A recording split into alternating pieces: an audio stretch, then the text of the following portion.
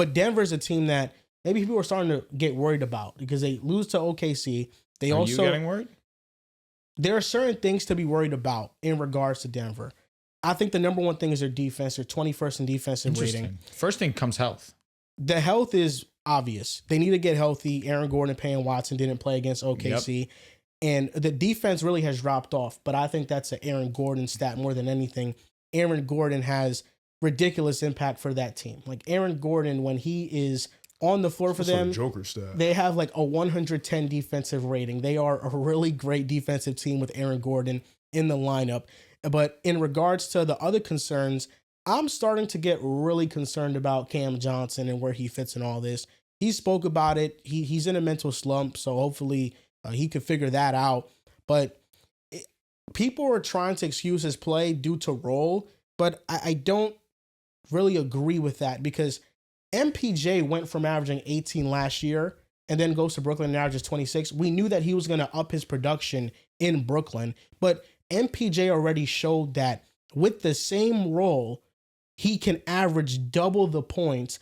And it made me realize how much I kind of hate the second apron stuff because Denver, they weren't able to fully throw out their best roster out there because they built a great roster, but you have to sacrifice one of a really important piece of that puzzle because of the second apron. And that's why MPJ went. MPJ didn't get traded because he's a worse player than Cam Johnson. He got traded because they needed the money to work. Health-wise, too. And Cam Johnson, they got Cam Johnson, but they also were able to sign Tim Hardaway Jr., Bruce Brown, Jonas Valanciunas. So there's a lot of variables to that trade minus like just the swap and the pick that Brooklyn got. Mm-hmm. But I'm starting to worry about where Cam Johnson fits in all this because he's not the rebounder Michael Porter Jr. is. In the playoffs, Michael Porter Jr. has shown like signs and flashes of defensive brilliance just because he has a length to kind of contest shots a little bit better than Cam Johnson. Cam Johnson's defense is kind of average at best. And then his shooting, he's just in a major slump. So that is what's concerning to me because he's going to have to step up in the playoffs if Denver is going to want to win a championship. He's going to be a huge part of that. But those are the things that I'm concerned about with Denver right now. It's really their health, their defense, and then Cam Johnson's playing, what that's going to look like because right now he doesn't look like a starting player. It's kind of messed up to think about because Cam Johnson was so great last year, and I think that him coming in, you just thought that playing with Jokic, 9 out of 10 times you come in and you play with Jokic, it's a smooth transition because Jokic just knows how to get you in your spots and you kind of just work off him and Jamal, of course. And Jamal's lifted his level of play. So by the transitive property, you're just assuming you're just going to get the best version of the Denver Nuggets. Unfortunately for them, this is the first real year that they've dealt with. Let me not say that because obviously Jokic won his back-to-back MVPs and there was a lot of injury. But while they've been in their championship hunt, this has been a team that you can count on to be relatively healthy in this season where they look to be one of the most dangerous rosters that they've had since their championship season. Health's just not been on their side, and that includes Nikola Jokic, who's been one of the most reliable players since entering the league. The concern with me, number one, health. If this is a team that is going into the playoffs unhealthy, I'm going to stay on my side. I still firmly believe Oklahoma City will be the best team because they've shown me, even through injury, they can consistently be not just the best team in the West, but the best team in basketball. And that matters because they have something that translates from the regular season to the postseason, and that's defense. They're still the best defense in basketball. For the Nuggets, what is their special trait is their offense. The way that Jamal has been playing, the way that Jokic has been playing, especially together, offensively, they're the best duo in basketball pretty comfortably this season. It's just a matter of what's going to happen on the defensive side, and that also goes hand in hand with health. Like you mentioned, Aaron Gordon's such an essential piece for them defensively, and what he also does provide on the offensive side as that spot-up three-point shooter too. He's not just a black hole on offense, you know that, and as a guy that can just stand in that dunker spot, you always have to be cognitive of where he is on the basketball court. And Peyton Watson, while he was playing, he was giving you some of the best basketball he's shown you in his career so far, young career, of course. It just comes down to health for the Nuggets for me, and me not being able to trust that makes me a little bit lower, but again, health is such a big part because Aaron Gordon is so significant to their process. And if he's not going to be at 100%, we saw what happened last year in the playoffs when he was playing banged up. And even at 60% of himself, he was playing decent basketball, and it pushed teams to the limit where they went to 2 7-game series. And in that game 7 versus Oklahoma City, he just didn't have it. The team didn't have it. They got smoked. And health's going to be so key. You have to be your best version of yourself going to the playoffs if you're going to go up against Oklahoma City. And of course, we can't sleep on the Spurs, who've been showing to be one of the ascending teams to just have a disappointing loss to the Knicks. But the Knicks have had their number this season. You have to be healthy. And if you're the Nuggets, it's really dependent on, of course, Jokic. He's the best player in the world, and Murray. But Aaron Gordon is a huge piece to their puzzle. Yeah, I mean, part of me just kind of blindly trusts Denver and their defense. We've seen them in years past be a middling defense in the regular season, and then the postseason, they're able to turn it up to, like, obviously not an elite level, but more than respectable, above average, like top 10 level. They're always going to have their deficiencies, right? Like when you have Jokic out there, when you have Jamal Murray out there, there's going to be different moments and different players you can be able to pick on. There's going to be plays where Jokic, you're just able to blow by him and you're able to get 2 points. They're just kind of built into what Denver has. But what they're able to counter with is, the best offense in basketball, especially when everyone's healthy. And as long as Jokic is out on the court, they're always going to have this baseline of just being able to get 2 points, it feels like, at will at any time they want. It's really just about making Jokic inefficient. And he's had a couple of games, especially this year, he's been an inefficient 3-point shooter. I think he's around 33% right now. So, there was years even last season where he was hovering around 40% and even above it maybe in some stretches. But this year he hasn't been as efficient. He's been dealing with that wrist injury too throughout the season. And I know they've been, they've been saying different things about the wrist. And whenever he's inefficient, they say it's the wrist injury. When it's not, he's just Jokic being Jokic. But besides the point, it really just comes to what level their defense can get to, right? I think when Aaron Gordon is on the court, and both Aaron Gordon and Cam Johnson have dealt with like a pretty long injuries, right? Cam Johnson was out for over a month. Aaron Gordon's got to be pushing that at this point now, if not has hit that mark already. You just want to, kind of similar to what we were talking about last week when it comes to Harden and the Cavs. You just want to have this build up when you get into the postseason. You just want to have a couple of weeks to get everyone together. If this was MPJ, right, and it was just the same crew you're riding back, I'm like, listen, it'll be okay. But the fact that you are adding Cam Johnson into this mix, and Bruce Brown, who of course was there but now is reintegrated, and Peyton Watson, who's going to have an expanded role come the playoffs, it's an important time for Denver, right? I don't think you just go out there and just be like, this is the same team we've had from a couple years ago that won the championship. You do have some key different contributors to this team. Like the core is still there with Gordon, Jamal, and Jokic and Christian Brown. But you're going to have some guys playing 20, 25 plus minutes a night that weren't on that championship team. So as long as Denver, and I think they can get back to that baseline defensively where, I don't know, they're sitting around 20th, I think, right now in terms of defensive rating. As long as they're able to get back to like that 12th to 10th range, which I think they can, to me, I think they're still fine. It's going to come down to them in OKC. It's going to be interesting to see if San Antonio can give them run for their money. But I think the Cam Johnson thing is interesting. He had 0 points yesterday against Minnesota. I think he left early in that game, potentially too, with an injury. But that was a game too that I thought they could have pulled out. But in the end, Naz Reid made some big plays, and it felt like he couldn't miss in the second half. Rudy was getting some big. I just thought overall down the stretch in that game they got outplayed, and that's not something we see from Denver in the clutch and fourth quarters. They're easily able to get these good looks after good looks, and last night the water just kind of got shut out. Yeah, this is another one. You got to be careful. They couldn't get a stop, and I think that's been the biggest thing since Joker's been back. He hasn't been I don't even know how to say his best self, because what is his best self on defense? His best self is average on Passable. defense. Yeah, he's just not been a good defender since he's been back. And I think the team in general has not functioned like he wanted to. And I think that's also a part of the slump. Obviously, Cam Johnson, but I do think Peyton Watson, the way he's been playing, you can kind of be like, all right, Cam's not hitting it.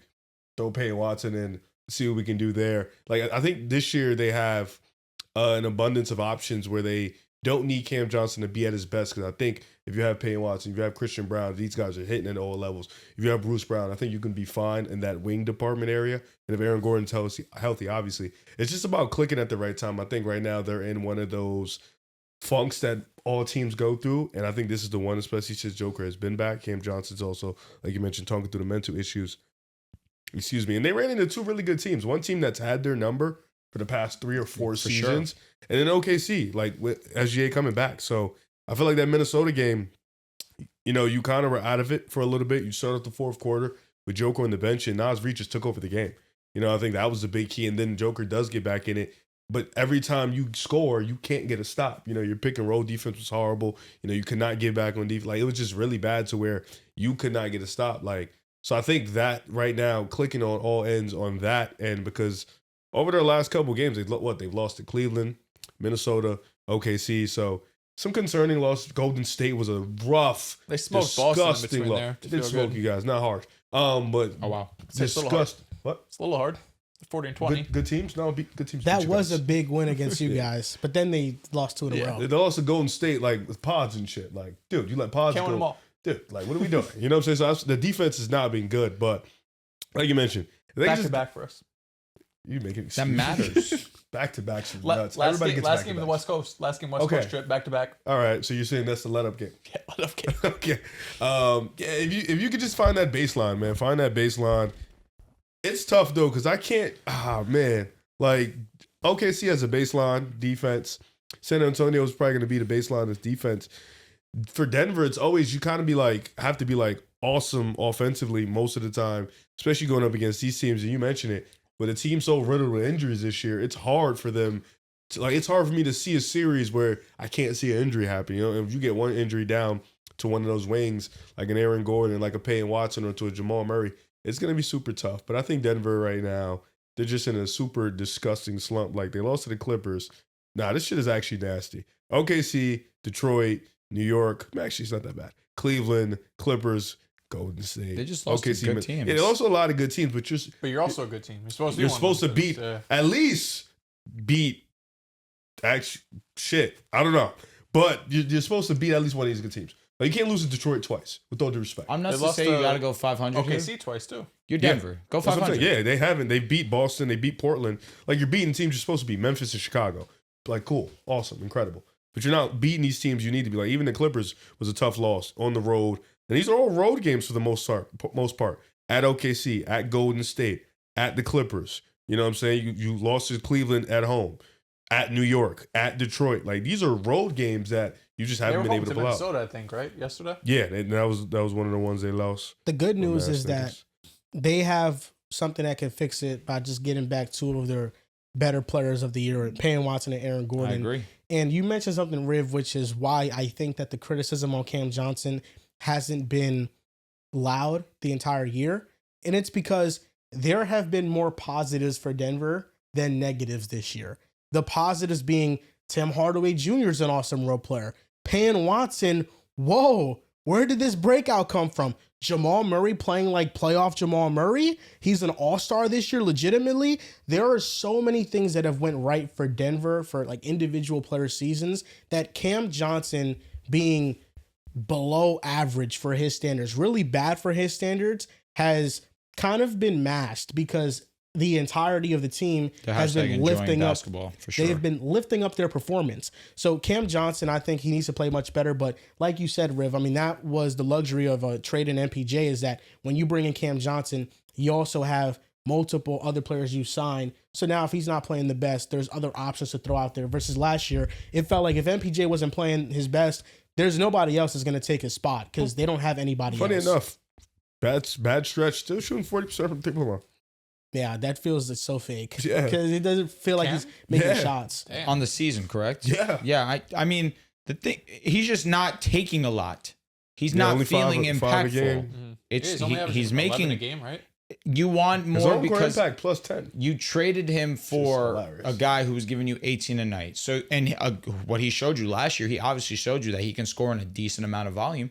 So you were anticipating him to give you maybe not MPJ level scoring, but 16 a game. That's that 15 Brooklyn a game. finesse tax, man. No, which is without a doubt fair. Good for Brooklyn. They be Without a finessing. doubt fair. They trick Like you people thought, with Mikal, too. you thought Cam Johnson would probably average like what, like 13? 15. He averages Some of 13. 15, 16. He really averages. He averages 13? It 13. really it feels like Yeah. an 8. I'm gonna I be thought honest. he, yeah. I thought 15 he or was less 16 than to be the that. mark. Yeah. It's just he's been hurt and he hasn't been. How many games has he played this year? Curious.